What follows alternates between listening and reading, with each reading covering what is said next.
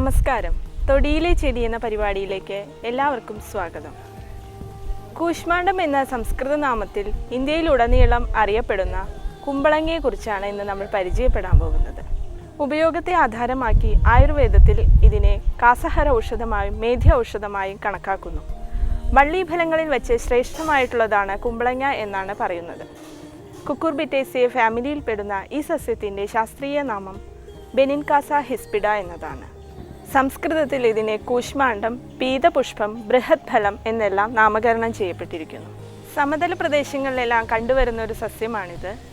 ഇത് നിലത്ത് പടർന്ന് താങ്ങുകളിൽ ചുറ്റി മുകളിലേക്ക് കയറുന്ന ഒരു തരത്തിലുള്ള സസ്യമാണ്. ഇതിൻ്റെ ഇലകൾ ഹൃദയാകാരത്തിൽ കാണപ്പെടുന്നു. തണ്ട് രോമാവൃതമാണ്. അതിന് ഇളം പച്ച നിറമാണുള്ളത്. ഇതിൻ്റെ പുഷ്പം മഞ്ഞ നിറത്തിലുള്ളതാണ്. ഏകലിംഗ പുഷ്പങ്ങളാണ് ഇവയ്ക്കുള്ളത്. ആൺപുഷ്പങ്ങൾ കുറച്ചുകൂടി നീളം കൂടിയവയാണ്. ഇതിൻ്റെ പത്രകക്ഷത്തിൽ നിന്ന് സ്പ്രിങ്കിൾ പോലെ വള്ളികൾ തൂങ്ങിക്കിടക്കുന്നുണ്ട്. ഇത് ഉപയോഗിച്ചാണ് ഇത് മറ്റ് സസ്യങ്ങളിൽ ചുറ്റിപ്പടർന്ന് കയറുന്നത്. ഇതിൻ്റെ ഫലത്തെക്കുറിച്ച് പറയുകയാണെങ്കിൽ നമ്മൾ നിത്യജീവിതത്തിൽ ഉപയോഗിക്കുന്നതാണ്. കറി ഉണ്ടാക്കാൻ ഇതിൻ്റെ ഫലം ഉപയോഗിക്കുന്നതാണ്. ഇത് ഏകദേശം 40 സെൻറ്റിമീറ്ററോളം വ്യാസമുള്ളതാണ്. കട്ടിയുള്ള ഒരു പച്ച നിറത്തിലുള്ള തൊലിയാണ് ഇതിനുള്ളത്.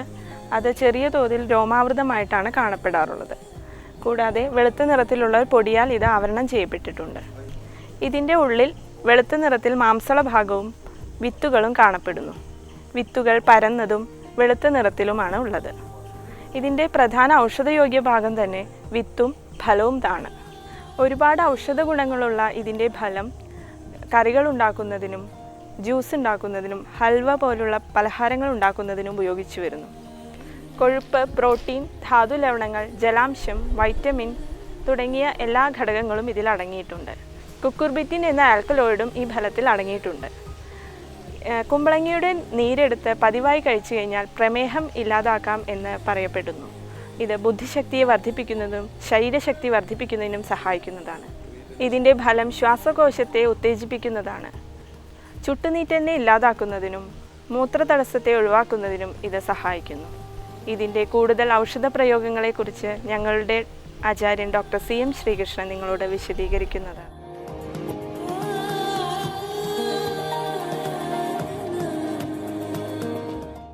കുമ്പളങ്ങ അല്ലെങ്കിൽ കൂഷ്മാണ്ഡം എന്ന് പറയും. വല്ലീഫലാനാം പ്രവരം കൂഷ്മാണ്ഡം വാതപിച്ചിത്ത് എന്ന് പറയാം. ഇത് വാതപിത്ത ശമനമാണ്.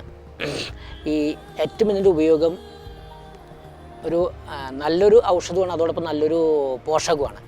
ഇത് ഈ കഫം ശമിപ്പിക്കുന്നതാണ്. അതായത് വാതപിത്തത്തെ ശമിക്കുക, അതായത് കഫം ആവശ്യത്തിനും കൂടുതലുള്ളതിനെ കുറയ്ക്കും. അതേസമയം ഈ ശ്വാസകോശം വികസിക്കാനുള്ള ഒരു ഗുണം ഇതിലുണ്ട്. അപ്പോൾ ശ്വാസകോശം വികസിച്ച് ധാരാളം ഓക്സിജൻ ശരീരത്തിലേക്ക് എത്താനുള്ള ഒരു കഴിവ് ഈ കൂഷ്മാണ്ഡത്തിനുണ്ട്. പിന്നെ ഇത് ഈ വയറ്റിലുണ്ടാകുന്ന കൃമിയെ നശിപ്പിക്കുന്ന. പിന്നെ ഇതിൻ്റെ ഒരു ഗുണം, ഈ അപസ്മാര രോഗികൾക്ക് നമ്മൾ ഇതിൻ്റെ ഈ ബലമജ്ജ പൊടിച്ചിട്ട് വേണമെങ്കിൽ നമുക്ക് കൊടുക്കാൻ പറ്റും. പിന്നെ ഇതിൻ്റെ ഈ കുമ്പളങ്ങയുടെ ഈ തണ്ടും അത് ആ വള്ളിയും ഉണക്കി പൊടിച്ച് വെച്ച് അത് ലേശം എടുത്തിട്ട് അത് കരിച്ച് മഷിയാക്കിയിട്ട് അത് ലേശമാക്കി ചൂടുവെള്ളത്തിൽ കലക്കി കിടത്താൽ ഈ വയറിലുണ്ടാകുന്ന കെട്ടിക്കിടന്ന നീര് പോകും, നല്ല വിശപ്പും ഉണ്ടാവും. പിന്നെ ഈ കുമ്പളങ്ങയുടെ ഈ അങ്ങനെയുള്ള മജ്ജ അത് മുഴുവൻ ശരീരത്തിൽ തേച്ച് കുളിക്കുക. മേലെ മുഴുവൻ തേച്ച് 10 മിനിറ്റ് തേച്ചിരുന്ന് വെച്ചാൽ ഈ തൊലിക്ക് വളരെ ആരോഗ്യപ്രദമാണ്.